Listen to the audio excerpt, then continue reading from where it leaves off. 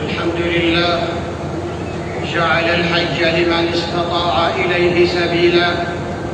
أحمده سبحانه وأشكره بكرة وأصيلا، وأشهد أن لا إله إلا الله وحده لا شريك له ربا رحيما عظيما، وأشهد أن سيدنا ونبينا محمدا عبده ورسوله أرسله الله هاديا ومبشرا ونذيرا، صلى الله عليه وعلى آله وصحبه الذين نالوا شرفا وفضلا عظيما. أما بعد، فأوصيكم ونفسي بتقوى الله. قال الله تعالى: يا أيها الذين آمنوا اتقوا الله حق تقاته ولا تموتن إلا وأنتم مسلمون.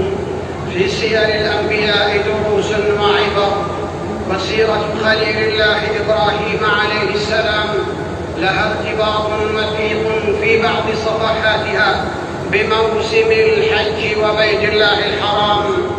جاء إبراهيم عليه السلام بابنه إسماعيل وأمه حتى وضعهما في المكان الذي بني به البيت من بعد، عند دوحة فوق زمزم في أعلى المسجد، لا يبدو فيه أي مظهر من مظاهر الحياة، لا بشر ولا ماء. ووضع عندهما جرابا فيه تمر وسقاء من ماء، ثم قفل إبراهيم راجعا من حيث قدم، فتبعته أم إسماعيل وقالت: يا إبراهيم، أين تذهب وتتركنا بهذا الوادي الذي ليس فيه آنس ولا شيء؟ تردد ذلك مرارا وهو لا يلتفت إليها، حتى قالت: الله أمرك بهذا؟ قال: نعم. قالت: إذن لا يضيعنا.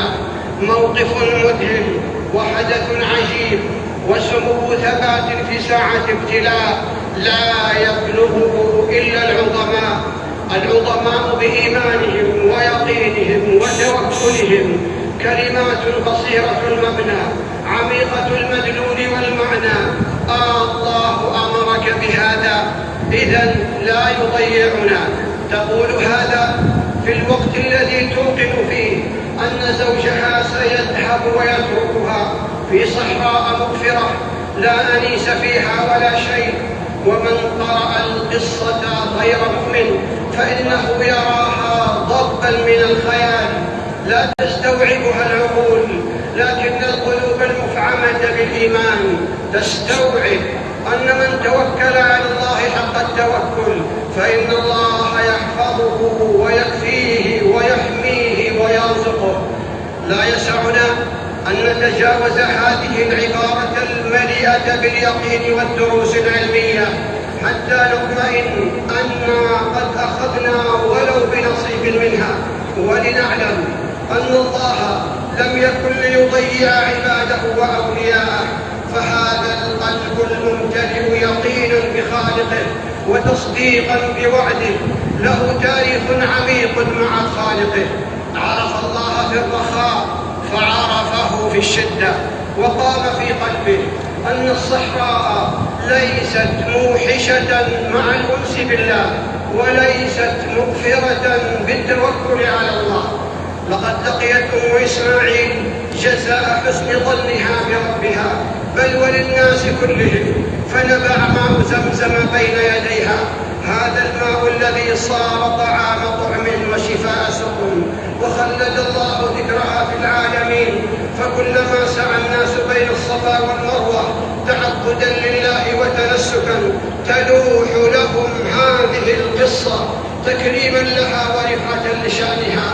ولك أن تتأمل موقف أم إسماعيل وثقتها بربها، لم يتسلل الخوف إلى قلبها رغم المكان الموحش الخالي من الطعام والشراب والبشر.